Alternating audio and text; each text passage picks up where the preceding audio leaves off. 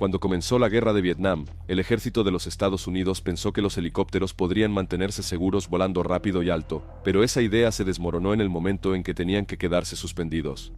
Dejar tropas o recoger heridos los convertía en blancos fáciles, y el enemigo rara vez fallaba.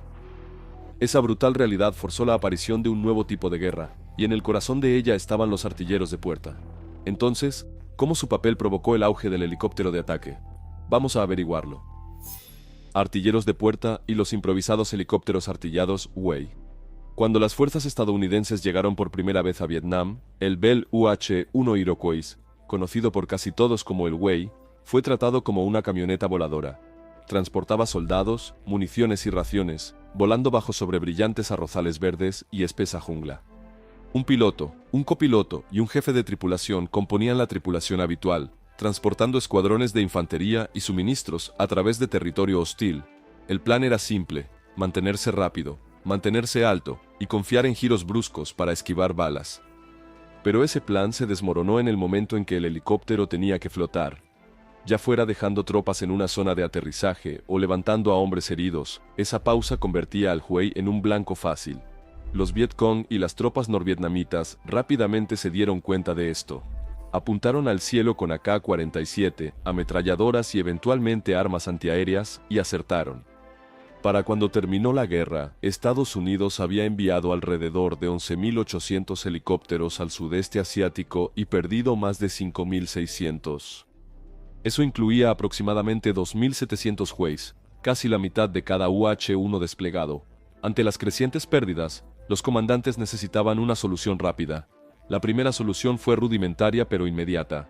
Quitaron las puertas de la cabina y colgaron una ametralladora M60 de una cuerda elástica. El jefe de tripulación se inclinaba y disparaba a mano alzada, tratando de proporcionar fuego de supresión mientras volaba a través del fuego enemigo. Ayudaba, pero solo de un lado. Para proteger el flanco opuesto, trajeron a un cuarto hombre. Primero se le llamó el pasajero de escopeta, pero pronto se le conoció por un nombre más duradero: el artillero de puerta. La mayoría de los artilleros de puerta no eran asignados, se ofrecían como voluntarios. Algunos venían de los talleres de vehículos, otros habían estado pelando papas en las cocinas de la base. Se inscribieron para cambiar sudor por adrenalina, eligiendo un asiento ventoso en el borde de una trampa mortal voladora, solo para ser parte de la lucha. El entrenamiento llegó rápidamente. Tenían que aprender a disparar desde un helicóptero en movimiento a objetivos en movimiento en el suelo. Sin tecnología sofisticada, sin sistemas guiados, solo miras de hierro, instintos y nervios de acero. Llevaban alrededor de 2.000 balas con ellos y tenían que hacer que cada cinta contara. Una vez en el aire, no había forma de recargar. Cada bala disparada tenía que importar. Pero las balas no eran lo único que volaba. Estos artilleros estaban expuestos, arrodillados o de pie en los patines con nada más que un arnés de tela impidiéndoles caer. Las chaquetas antibalas podían detener la metralla, pero no las balas de fusiles de asalto. Se entregaban placas de cerámica para el pecho, pero la mayoría de los artilleros las desechaban antes de despegar porque pesaban casi 15 libras y dificultaban el movimiento. En la mayoría de los casos, la única protección real era la velocidad, la altitud y disparar tanto que nadie pudiera devolver el fuego con precisión. No pasó mucho tiempo para que el costo de este trabajo se hiciera dolorosamente evidente. De los casi 4.900 miembros de tripulación de helicópteros muertos en Vietnam, la mayoría eran artilleros de puerta o jefes de tripulación. En los barracones y bases, se difundió un dicho sombrío: la esperanza de vida de un artillero de puerta era de 5 minutos. No era literal, pero capturaba la verdad. Estos hombres eran a menudo los primeros en ser alcanzados y los primeros en perderse. Uno de ellos, el especialista 4 Gary Wetzel, demostró exactamente qué tipo de valentía vivía en esos patines. El 8 de enero de 1968, su Huey fue alcanzado por una granada propulsada por cohete cerca de Gap Dong An. La explosión casi le arrancó el brazo izquierdo, que luego fue amputado. Se envolvió el muñón con parte de su camisa, volvió a subir al patín del helicóptero y siguió disparando su M60 hasta que todos a bordo hubieran escapado. Wetzel sobrevivió y recibió la medalla de honor. Su historia se convirtió en leyenda en las unidades de aviación en todo Vietnam. Pero la valentía no fue suficiente. El verdadero problema era que el Huey no estaba construido para combatir, sino para transportar.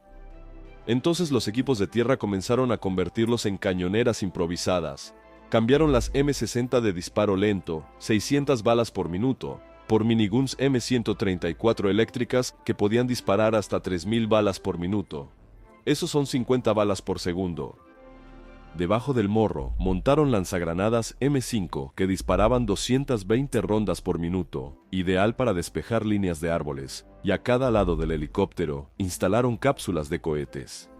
Las primeras versiones, como el XM-3, contenían 24 cohetes de aletas plegables. Los pods posteriores, como el M200, llevaban 19 cohetes Hydra 70 cada uno. Eso le daba a un Huey modificado 38 cohetes para descargar en segundos. Estos monstruos voladores de Frankenstein se ensamblaron con lo que había disponible. La broma entre las tripulaciones era, si cabe en un pilón, lo dispararemos. Fotos de 1965 muestran a los Hueys del 11º Batallón de Aviación de Combate, cargados con ametralladoras de puerta, cápsulas de cohetes, e incluso misiles antitanque SS-11 de fabricación francesa, sujetos a bastidores soldados. Estos Hueys, a menudo apodados Hogs o Frogs, volaban delante de los transportes de tropas desarmados conocidos como Slicks. Iluminaban las zonas de aterrizaje, luego circulaban arriba mientras los soldados saltaban y corrían a cubrirse. La potencia de fuego adicional marcaba la diferencia, pero también traía problemas. Cada nueva arma añadía peso, y cuanto más pesado se volvía el helicóptero, menos tiempo podía mantenerse en el aire. En muchos casos, un Huey completamente armado no tenía más de 90 segundos de tiempo de suspensión antes de que el sistema de rotor comenzara a perder sustentación y el motor corriera el riesgo de sobrecalentarse. Peor aún, todo este armamento estaba atornillado a un marco que nunca fue diseñado para el combate. El Huey no tenía blindaje alrededor de su motor, transmisión o rotor de cola, y su cuerpo ancho, de casi 9 pies de ancho, lo convertía en un blanco grande y fácil. Los artilleros del Vietcong aprendieron rápido. Apuntaban al mástil del rotor. Un solo impacto allí significaba que el helicóptero caía del cielo. Y aunque el Huey ahora llevaba más potencia de fuego, seguía siendo igual de frágil. Mientras tanto, los artilleros de puerta, que tenían más armas para operar y más ángulos que cubrir, seguían justo en el borde, expuestos a todo. Un piloto lo describió perfectamente más tarde, afirmando que estaban prendiendo fuego a los arbustos con gasolina. Cada salida tenía más potencia de fuego, más ruido, más humo, pero el mismo revestimiento delgado. Aún así, el concepto general estaba funcionando. La infantería aeromóvil ahora podía insertarse profundamente detrás de las líneas enemigas en horas en lugar de días. Podían atacar, evacuar o ser reabastecidos rápidamente. El general William Westmoreland dijo una vez que los helicópteros eran el arma táctica más importante introducida en el campo de batalla desde la ametralladora. Pero había un límite. Estos helicópteros artillados Huey no podían permanecer en el aire el tiempo suficiente para apoyar múltiples oleadas de inserción. No podían llevar suficiente munición para manejar combates prolongados, y cada minuto adicional en el aire significaba una mayor probabilidad de ser derribados. El ejército se dio cuenta de que necesitaba algo diferente. Ahí es donde realmente nació la idea del helicóptero de ataque. El nacimiento del primer helicóptero de ataque, cuando los ingenieros de Bell se dieron cuenta de que no podían seguir añadiendo más armas a un helicóptero de transporte y esperar lo mejor, tomaron la audaz decisión de empezar desde cero.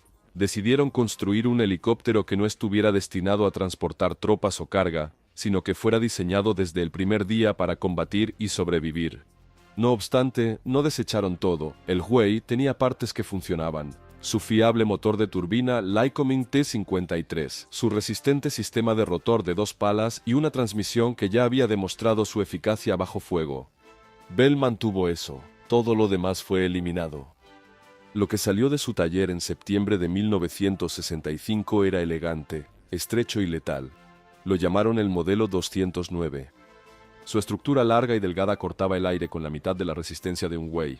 Y su disposición en tándem, artillero al frente, piloto ligeramente detrás y más alto, les daba a ambos una vista perfecta del campo de batalla, mientras presentaba un blanco más pequeño a los artilleros enemigos. 2 años después, ese diseño entró oficialmente en servicio en el ejército como el AH-1 Cobra. Fue el primer helicóptero de ataque dedicado del mundo, y cambió el juego por completo. El Cobra trajo todo lo que el Huey no podía. Era más rápido, alcanzando aproximadamente 270 km por hora, unos 30 km más rápido que un Huey artillado cargado. Permanecía en el aire más tiempo sin sobrecalentarse, y podía golpear con fuerza. Debajo de su nariz había una torreta giratoria que podía llevar una ametralladora M134 de 7.62 mm, un lanzagranadas de 40 mm, o ambos. Eso le daba la capacidad de atravesar trincheras enemigas o lanzar granadas en la jungla sin siquiera girar la aeronave. En cada lado, sus alas cortas y rechonchas podían montar cápsulas de cohetes, generalmente 2 por ala. Los pods estándar llevaban 19 cohetes Hydra 70 cada uno, lo que significaba que un Cobra podía disparar 38 cohetes en cuestión de segundos. Eso era suficiente potencia de fuego para arrasar una línea de árboles, silenciar nidos de ametralladoras o abrir un camino para los helicópteros de evacuación médica. En los primeros días, incluso probaron el Cobra con misiles antitanque guiados por cable AGM-22, pero la configuración voluminosa no era práctica para la lucha en la jungla, y las cápsulas de cohetes rápidamente se convirtieron en la opción preferida. A diferencia del Huey de piel más gruesa, la protección del Cobra provenía principalmente de lo difícil que era de alcanzar. Tenía armadura ligera. Placas de acero delgadas cubrían las partes más vitales, como la caja de cambios y los tanques de combustible.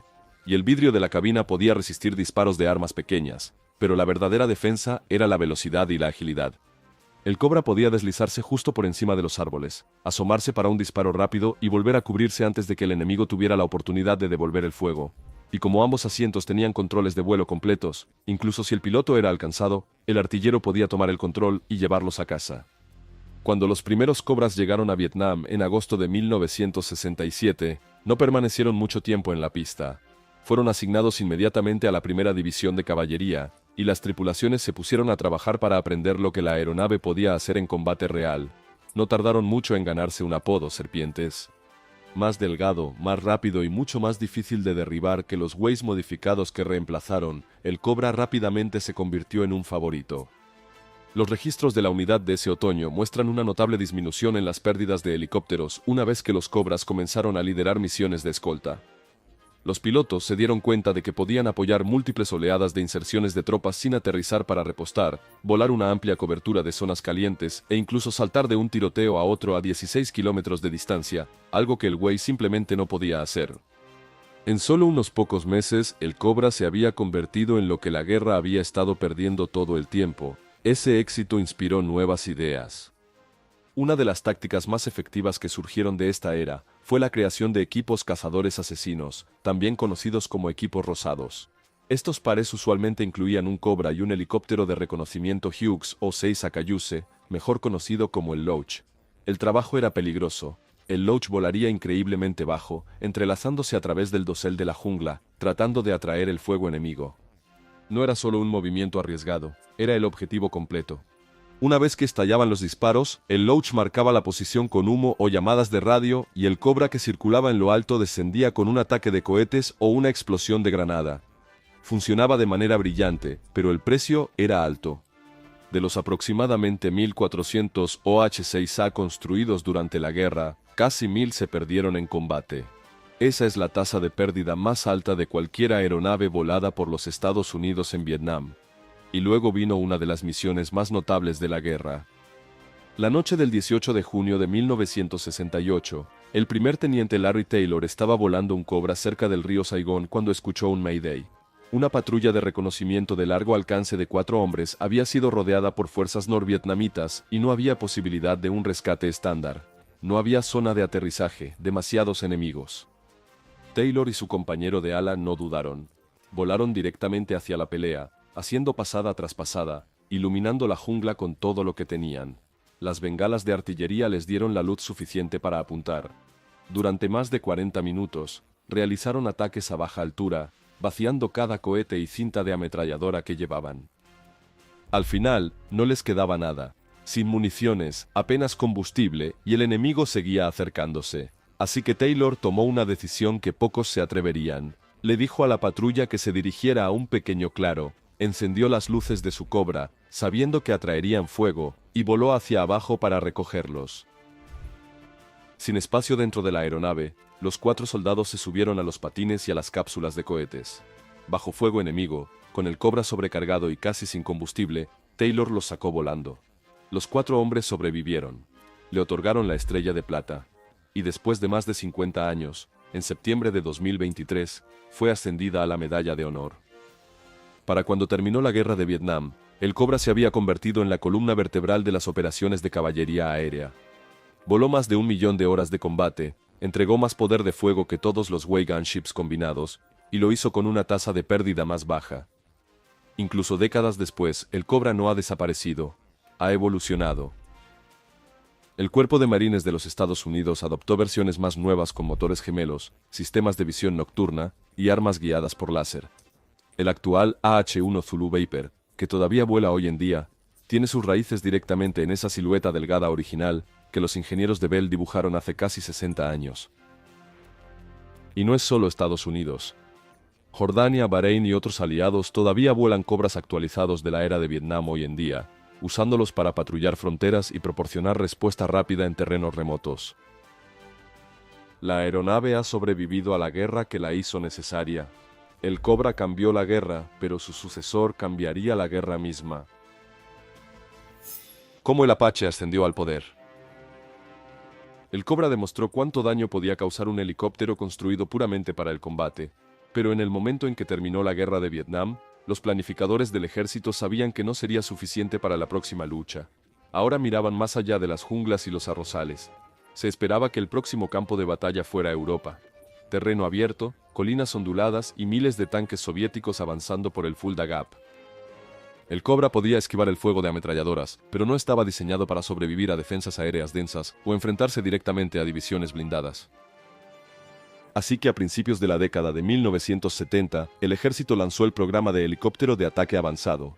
Su objetivo era simple: crear un helicóptero que pudiera destruir tanques en cualquier clima, resistir un impacto y volver por más. Dos compañías presentaron prototipos. Bell presentó el YH-63, un elegante pájaro de nariz de tiburón con tren de aterrizaje triciclo y una cabina que colocaba al piloto al frente.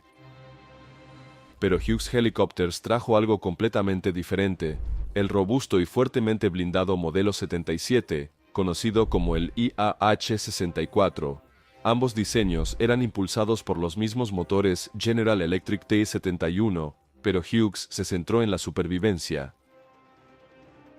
Blindaron la caja de cambios, rodearon a la tripulación con una bañera de titanio y usaron un sistema de rotor de 4 palas que podía absorber impactos sin desintegrarse. El 30 de septiembre de 1975, el prototipo de Hughes despegó de una plataforma de prueba en Mesa, Arizona. Menos de un año después, tras rigurosas pruebas y análisis, el ejército tomó su decisión. La propuesta de Bell era rápida, pero el diseño de Hughes era más resistente, más fácil de mantener y construido para durar. Ganó el contrato, y se le dio un nombre que definiría el combate aéreo moderno, el Apache. Ganar el contrato fue solo el comienzo. Ahora, los ingenieros de Hughes tenían que hacerlo letal. Montaron un cañón de cadena de 30 milímetros bajo el morro que podía girar con el casco del artillero. En cada ala corta, conectaron pilones que podían llevar múltiples cápsulas de cohetes y 16 misiles Hellfire. Estos misiles guiados por láser podían alcanzar un tanque desde más de 3 millas de distancia.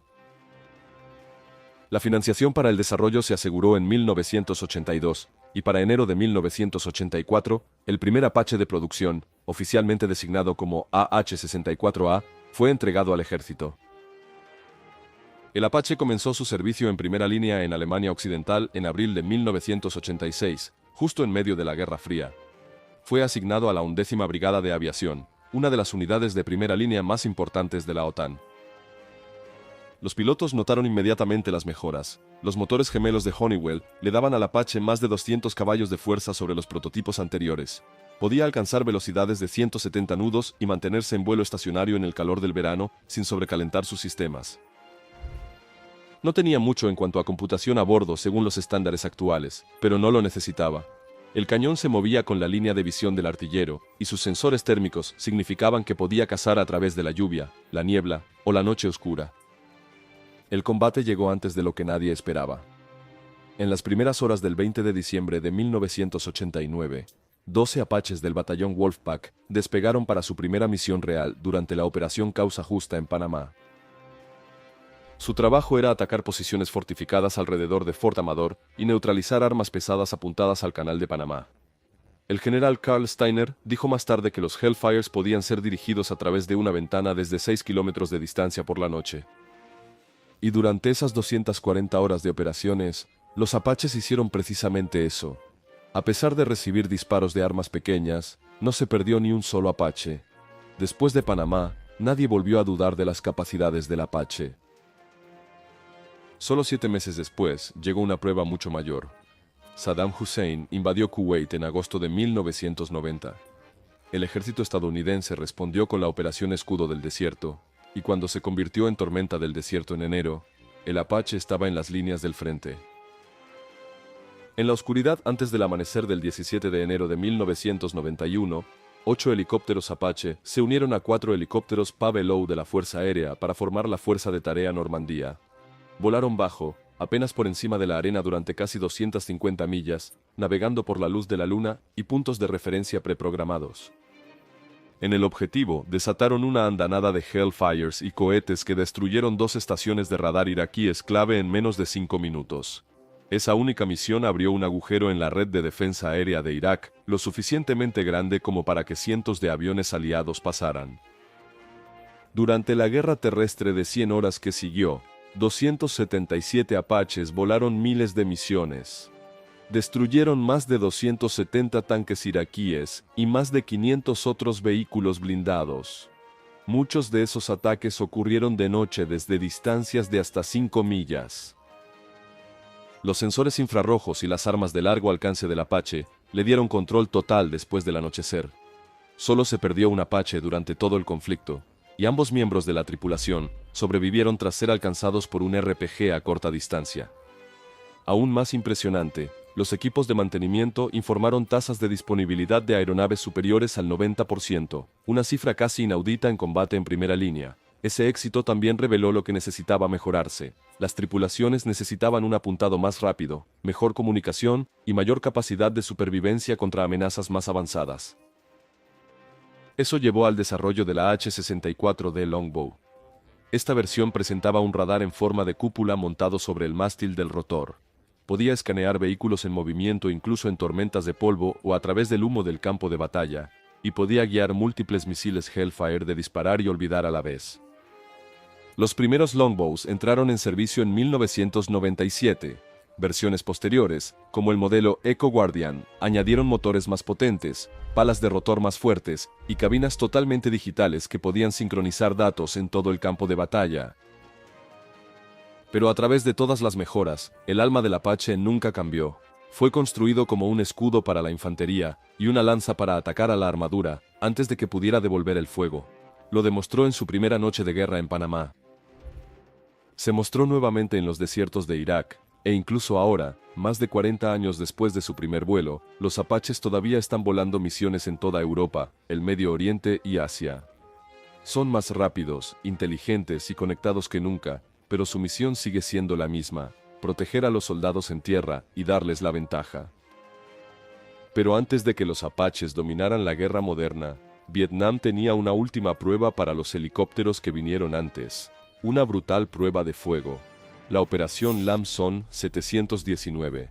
La prueba más sangrienta de la guerra de helicópteros. A principios de febrero de 1971, los principales generales de Vietnam del Sur lanzaron un plan de alto riesgo llamado Operación Lam Son 719. El objetivo era simple pero peligroso: atravesar las selvas de Laos y cortar el sendero Ho Chi Minh, la línea vital que canalizaba armas y tropas desde Vietnam del Norte hacia el sur. Aproximadamente 17.000 tropas survietnamitas, principalmente guardabosques y unidades blindadas, comenzaron a avanzar hacia el oeste a lo largo de la carretera 9. Pero había un gran inconveniente: a las tropas terrestres estadounidenses no se les permitía cruzar la frontera. Eso significaba que el apoyo aéreo tenía que hacer todo el trabajo pesado, y la presión recayó directamente sobre las tripulaciones de helicópteros estadounidenses. Más de 600 aeronaves, incluidos Huey Slicks, Chinooks y los recién desplegados helicópteros de ataque Cobra, llenaron las polvorientas pistas cerca de Khe Sanh. Fue el mayor despliegue de helicópteros de la guerra. Cuando la primera oleada despegó el 8 de febrero, los pilotos bromeaban diciendo que el cielo parecía haber sido tragado por abejas enfurecidas, pero nadie se reía. Cada tripulación sabía que si Vietnam del Sur iba a mantenerse por sí mismo, tenía que ganar esta lucha sin soldados estadounidenses en el terreno. El problema era que los norvietnamitas ya estaban esperando. Durante meses, habían estado arrastrando armas antiaéreas por senderos fangosos de la jungla, desde ametralladoras cuádruples CPU hasta cañones de 37 milímetros guiados por radar. Al principio, mantuvieron el fuego, esperando hasta que los helicópteros estuvieran completamente comprometidos. El 10 de febrero, un Huey que transportaba a 4 de los fotógrafos de guerra más respetados de la época, Larry Burrows, Henry Huet, Ken Potter y Keisaburo Shimamoto, fue derribado sobre Laos. Todos a bordo murieron instantáneamente. 13 días después, en lo que las tripulaciones llamaron más tarde Lunes Negro, docenas de helicópteros intentaron reabastecer y evacuar a las tropas heridas de la zona de aterrizaje Ranger Norte. Para el mediodía, más de 40 habían sido alcanzados o derribados. Los Hueys estrellados ardían en las laderas, pero ni siquiera eso detuvo a más aeronaves de lanzarse al fuego. Los Rangers abajo no tenían otra esperanza. En medio del caos, surgieron historias de valentía. El 18 de febrero, un helicóptero de evacuación médica Huey del 237º Destacamento Médico fue destrozado por disparos mientras intentaba aterrizar. Los sistemas hidráulicos fallaron y la tripulación aterrizó de emergencia dentro de Ranger North. Uno de los hombres a bordo, el especialista 5 Dennis Fuji, de 21 años de Hawái, se negó a evacuar cuando un segundo helicóptero intentó recogerlos. Era demasiado peligroso, y él eligió quedarse para ayudar a los heridos. Durante las siguientes 2 noches, Fuji se movió por el paisaje destrozado, atendiendo a los soldados heridos y llamando ataques aéreos estadounidenses tan cerca que casi golpearon su propia posición. Finalmente fue rescatado el 4º día. Tardó más de 50 años, pero en 2022, se le otorgó la Medalla de Honor por lo que hizo durante esos 4 días brutales. Las pérdidas fueron asombrosas. A principios de marzo, apenas 4 semanas después de iniciada la operación, la aviación del ejército reportó 108 helicópteros destruidos y más de 600 dañados. Esa ventana de 60 días se convirtió en el periodo más mortal para las tripulaciones de helicópteros en toda la guerra de 15 años. 1 de cada 10 muertes de tripulaciones de helicópteros estadounidenses en Vietnam ocurrió durante el AMSON. Aún así, las misiones continuaron. El 3 de marzo, las fuerzas survietnamitas avanzaron sobre Chepone, el centro logístico clave en lo profundo del territorio enemigo. Esa mañana, una oleada de 276 Hueys se lanzó en lo que se convirtió en el mayor asalto de helicópteros de toda la guerra. Los pilotos describieron la formación como tan cerrada que podías oler el escape de la nave de adelante. Incluso antes de llegar a la zona de aterrizaje, los helicópteros comenzaron a recibir impactos. Pero los norvietnamitas no se estaban retirando. Dejaron que las unidades blindadas avanzaran lo suficiente antes de lanzar un brutal contraataque. Búnkeres ocultos en la jungla cobraron vida, y tropas enemigas frescas avanzaron por el sendero durante la noche. Las fuerzas survietnamitas, ya estiradas al límite, comenzaron a perder terreno. A mediados de marzo, la misión había cambiado de romper al enemigo a simplemente sobrevivir. El 19 de marzo, Viernes Negro, las nubes del monzón colgaban bajas mientras oleada tras oleada de helicópteros intentaban sacar a las fuerzas atrapadas. Ese día solamente, se perdieron más de 20 aeronaves. En el aire, aviones de la Fuerza Aérea y bombarderos B-52 realizaron casi 2.500 salidas de apoyo. Pero incluso con todo eso, la jungla abajo seguía iluminándose con fuego enemigo. Un piloto de Cobra dijo más tarde que el fuego trazador era tan denso que parecía lava fluyendo por el cielo. Para el 25 de marzo, la operación Lam Son 719 había terminado oficialmente. Los comandantes survietnamitas afirmaron que habían destruido depósitos y matado a miles de soldados enemigos, pero sus propias bajas sumaban miles y gran parte de su armamento quedó abandonado en el lado laosiano de la frontera. Para la aviación estadounidense, el balance fue igualmente severo. Las tripulaciones de helicópteros registraron aproximadamente 16.000 horas de combate en 45 días, entregaron más de 164.000 eslingas de suministros y dejaron atrás un cementerio de rotores retorcidos y fuselajes quemados. Pero incluso con las cicatrices, las lecciones del Lam Son moldearon el futuro. Los pilotos y planificadores se dieron cuenta de que necesitaban mejores sensores, tanques de combustible que no explotaran al ser alcanzados y mayor potencia de fuego. Esas necesidades influyeron directamente en las mejoras del Cobra y sentaron las bases para la próxima generación de helicópteros de ataque. Gracias por vernos. Nos vemos en nuestro próximo video.